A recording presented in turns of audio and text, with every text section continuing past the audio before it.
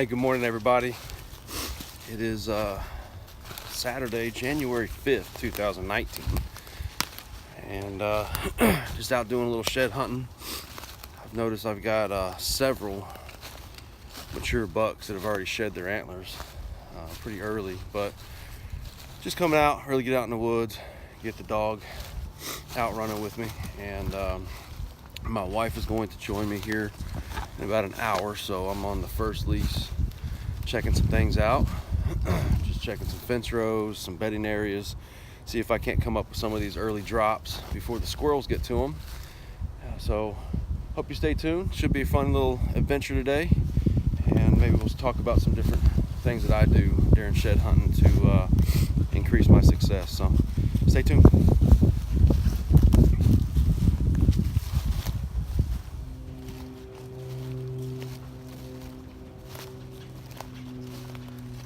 So, start talking about some of this deadfall and kind of how it affected our 2018 hunting season.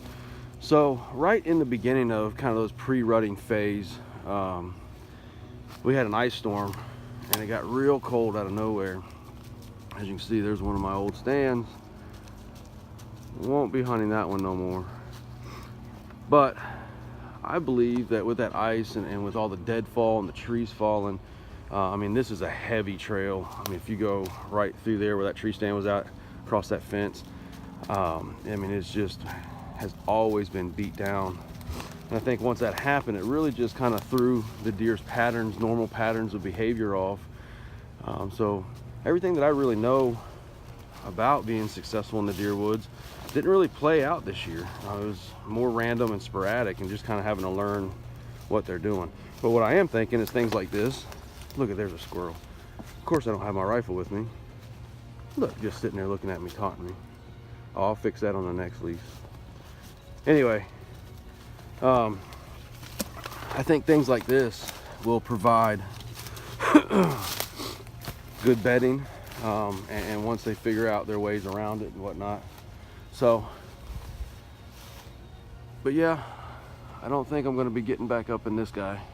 And that was a great stand. So I'll have to get in here and try to clean all that up, get up there and somehow get my swinging arms and things down. But let's keep trying to find some sheds. So again, this is the edge of that CRP field, back into the hardwoods. Heavily used corridor that would run right along that transition line between the CRP and the wood line. And here we go with another massive deadfall due to that ice storm. And you can see, I mean, something like that becomes a barrier. They are no longer going to jump that. They are going to have to force themselves, and that goes, as you can see, all the way back in the hardwoods. This is one's big enough that it jets out all the way up into that transitional area, or that transition line that they like to cruise. So yet again, forcing these deer out of their comfort zone. They're either going to have to go further back in here where they can't see up into the CRP field to cruise this way, or they're going to have to get more out on top of the CRP to get around this tree, making them feel naturally uncomfortable. So didn't see hardly any sign from this side of this property after the ice storm. So things to look out for. So you can see where Cruz is at right now while he's veering to the left, but this has become a heavily used, he's on the trail right now coming back, but as you see, more dead down trees.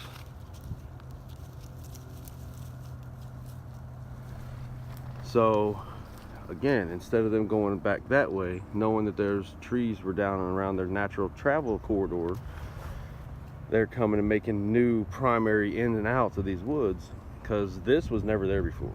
They have never used that as long. I've been on this property for 12 years, and just look at how beat down that path is. So this is why we scout. That's why you put in the extra time. You figure out what they're doing based on how their environment has changed, so that early preseason I can better come in, stand placement, you know, and just have that MRI, most recent information, most recent intel on what these deer are doing now. You can see this bedding down in here. This has naturally always been a heavy bedding area, especially for does.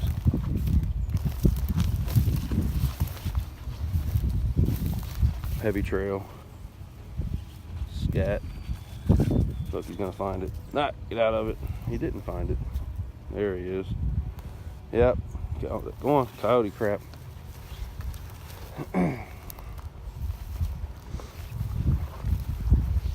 Heavy bedding, heavy trail going back out.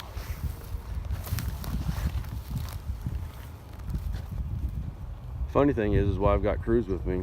He will typically, as you just seen, he'll come and find every bedding area out here in these flats. So I just stand, I'm looking around using the binos, and I watch him basically go and hit each of these heavily used bedding areas, and then I'll walk over to them just to see if there's any sheds laying in them.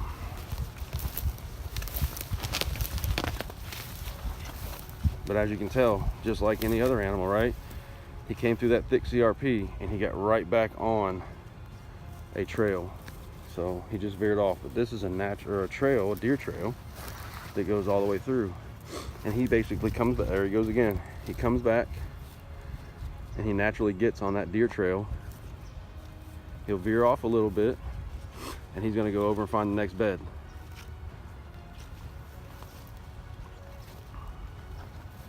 I just hope he comes running back with an antler.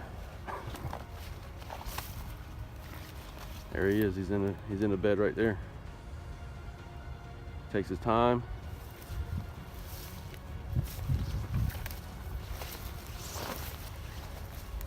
You'll see once I have my wife out, it's amazing what he does. If we split up, we usually get a couple 100 yards apart and grid search an area.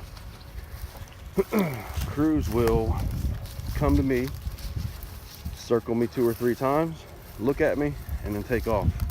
And he's gone directly back to wherever my wife is. And he'll get over to her, make a couple circles, look at her, and come right back to me. He constantly works everything in between my wife and I when we're out shed hunting.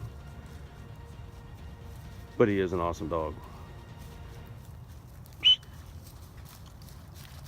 Good boy. Good boy.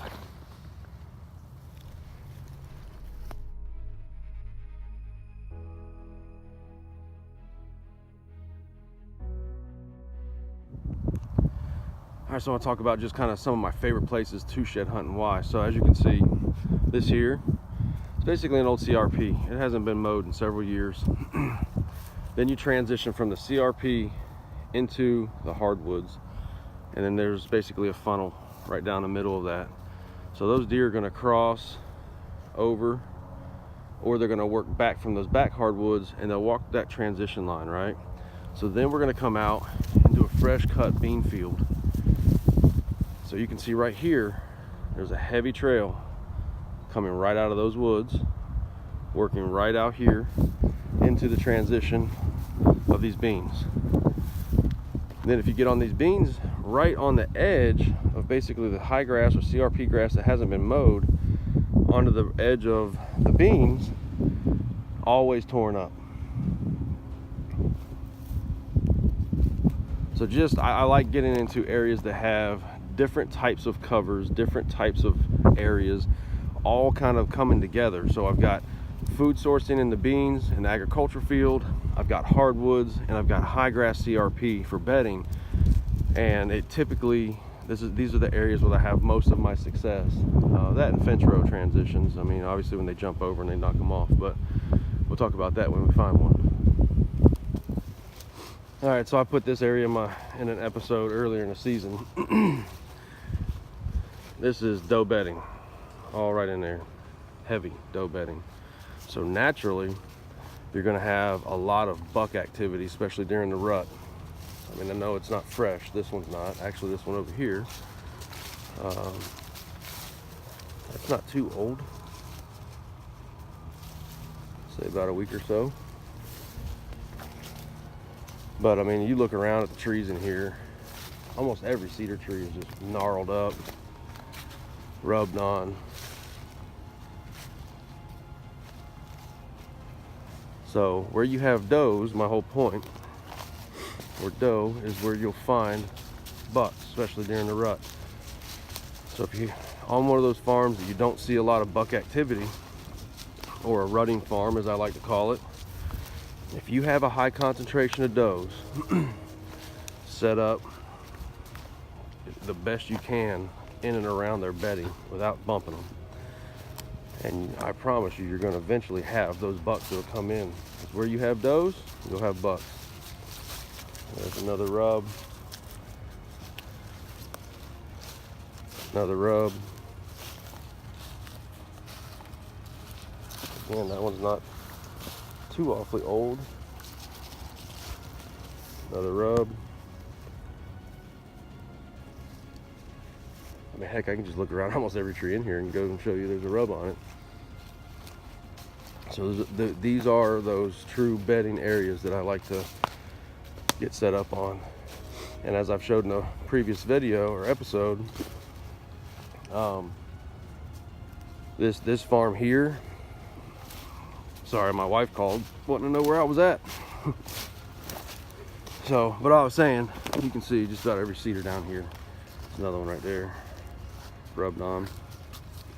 But you can also see, because of all that deadfall, because there's the transition line for this property. There's a fence that runs right down there. There's my old stand. It's all jacked up.